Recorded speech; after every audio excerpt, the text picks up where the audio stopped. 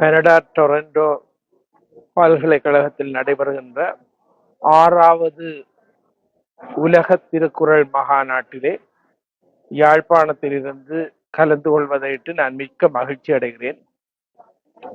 பொதுமறை என்று போற்றப்படுகின்ற தமிழர்களின் தலையாய சிறப்புக்குரிய நூல் திருக்குறள். 2000 ஆண்டுகள் பழமை வாய்ந்த திருக்குறளுக்கு இந்த கனடா தேசத்திலே உலக மகாநாடு நடாத்துவது கண்டு உள்ளம் பூரிப்படைகிறது. தமிழர்களுக்கு பெருமை சேர்த்த ஒரு உன்னதமான நூல் திருக்குறள். உலகத்துக்குரிய பொதுவான அறங்களை திருவள்ளுவர் அற்புதமாக படைத்திருக்கின்றார்.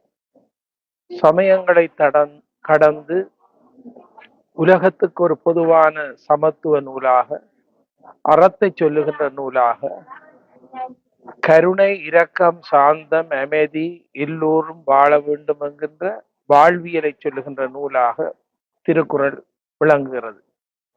அழியா வரம் பெற்ற திருக்குறள் 2000 ஆண்டு கடந்தும் உலகம் மதிக்கிறது.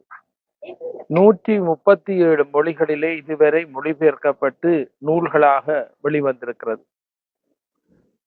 சீன தேசத்திலே, ஜப்பான் தேசத்திலே முக்கியமான அலுவலகங்களிலே கூட இப்பொழுது திருக்குறளை மொழிபெயர்த்து காட்சிப்படுத்துகிறார்கள்.